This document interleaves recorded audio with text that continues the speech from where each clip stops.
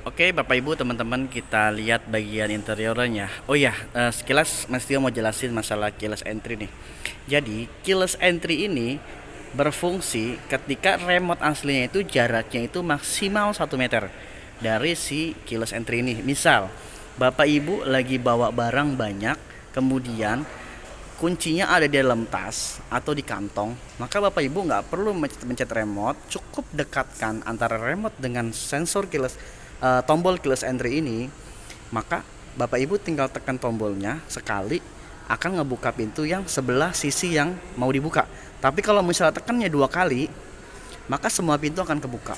Oke, jadi keyless entry ini untuk memudahkan ketika kita mau buka pintu dan juga mau ngunci pintu ketika kita keluar. Oke, kita masuk ke dalam ya. Ya, ini tampak dalam dari XL7 yang tipe Alpha. Oke, dari sini kita lihat. Untuk yang sebelah sini dia sudah soft touch. Ini plastik. Kemudian di sini ada list chrome. Nah, di sini dia ada berwarna hitam seperti karbon ya. Dari sini di tiap-tiap pintu, di sebelah sana juga ada di pintu depan. Kemudian di sini untuk pengaturan kaca nih, ini kaca belakang, ini kaca depan, ini kaca sebelah supir. Ini untuk ngunci kaca, ini untuk ngunci pintu sama buka pintu. Nah, ini tombol untuk lipat otomatis dari dalam, spion. Kemudian ini untuk electric mirrornya, untuk kacanya. Jadi ini untuk pengaturan dia punya cangkangnya, ini untuk pengaturan dia punya kacanya. Oke, di bawah sini ada speaker. Kemudian kita masuk ke dalam ya. Oke. Nah, di sini ada pengaturan lampu, ketinggian lampu utama. Jadi lampunya itu bisa naik turun nih. Kondisi misalnya Bapak Ibu nih, kondisi jalan menanjak, otomatis kan kalau misalnya lampu yang tanpa ada pengaturan, lampunya itu akan nyorotnya ke atas. Tapi kalau misalnya Bapak Ibu atur di sini, maka lampunya itu bisa menyorot ke jalanan atau diturunin atau dinaikin gitu. Kemudian di sini ada fitur yang namanya VDC. Nah, VDC ini untuk mengurangi oversteer ataupun understeer sehingga mobil itu nggak gampang slip ketika kita melewati jalan yang licin atau nggak tikungan-tikungan. Jadi body rollnya itu nggak terlalu ngebuang. Kemudian di sini ada sensor parkirnya, bisa diaktifin dan bisa dinonaktifin. Kemudian di sini ada start stop engine. Nah, untuk start stop engine itu di tipe Zeta dia belum ada. Jadi tipe Zeta itu dia masih pakai kunci di sini. Kuncinya immobilizer. Tapi untuk yang tipe Beta sama yang tipe Alpha dia sudah dilengkapi dengan start stop engine. Kemudian di sini kisi-kisi AC. Kemudian di sini ada MID ya. Untuk MID semuanya sama, mau Zeta, Beta ataupun Alpha, dia sudah dilengkapi dengan MID di tengah. Kemudian RPM-nya itu bentuknya jarum. Ya, ini speedometernya juga jarum. Nah, di sini untuk bensin nih.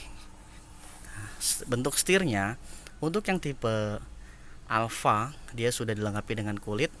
Yang tipe Beta pun sama. Tapi untuk yang tipe Zeta dia belum dilengkapi dengan kulit. Nah, kemudian di sini ada audio control. Audio control. Kemudian di sini ada untuk settingan Bluetooth.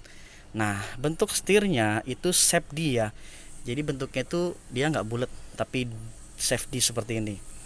Oke, kemudian kita ke sebelah sini head unit. Head unitnya sudah touchscreen ya. Ukurannya itu kurang lebih sekitar 8 inch. 8 inch.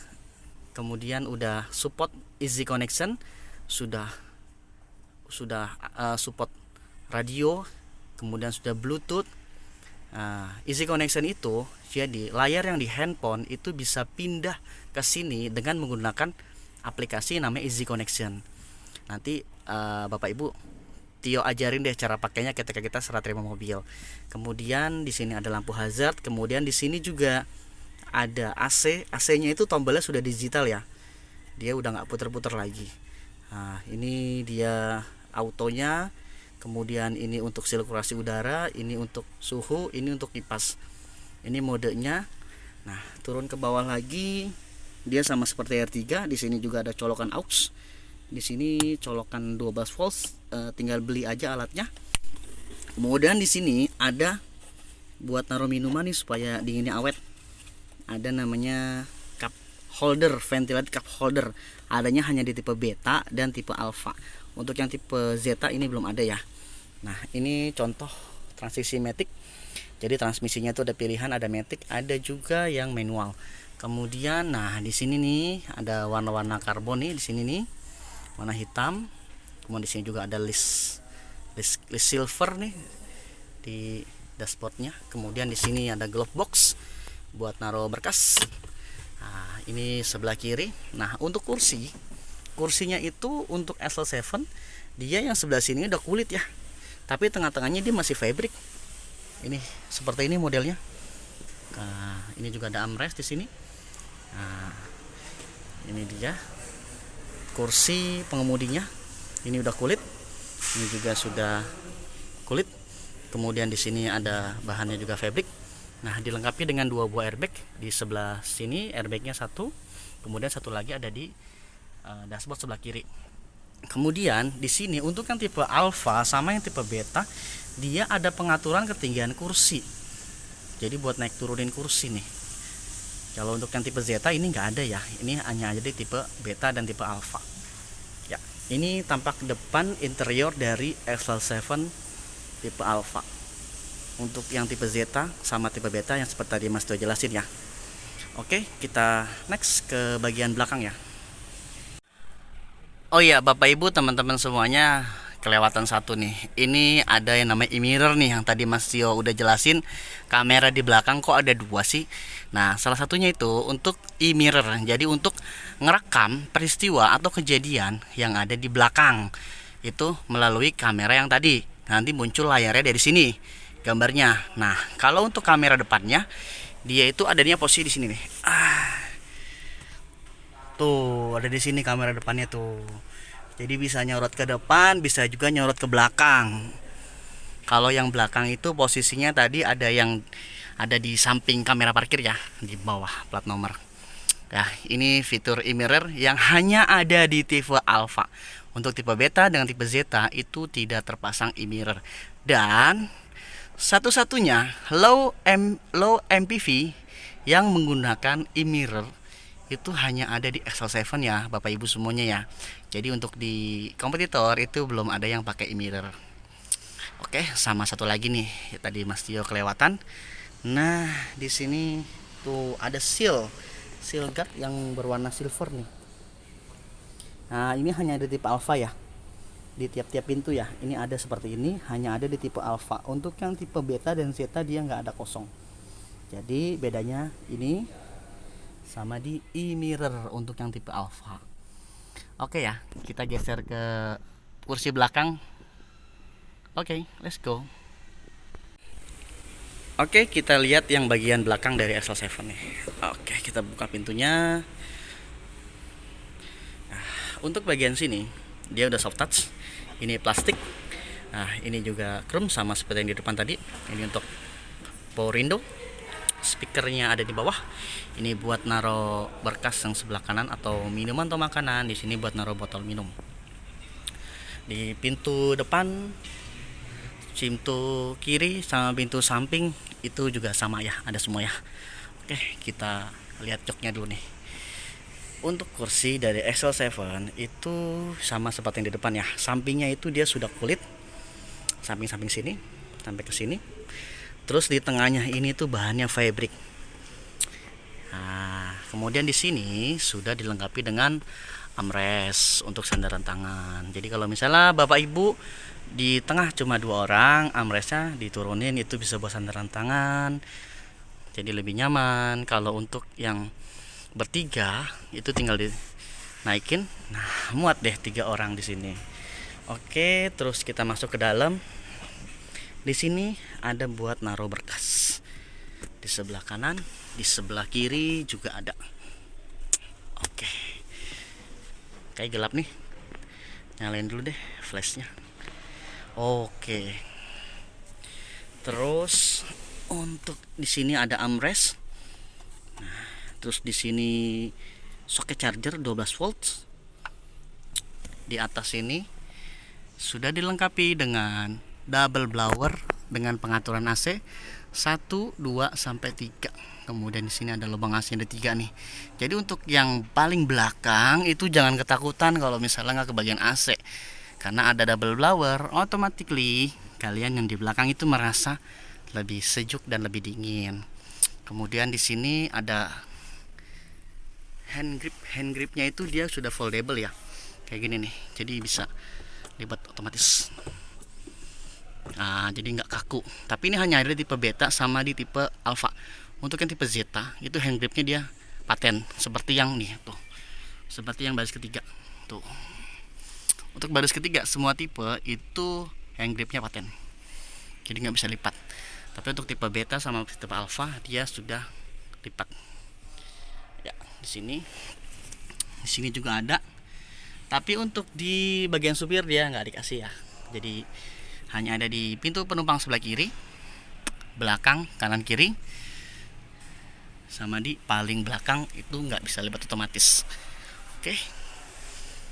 Kemudian untuk cara supaya bisa masuk ke dalam itu, yang pertama dari sini nih kita tarik tuasnya ke atas, tarik begini.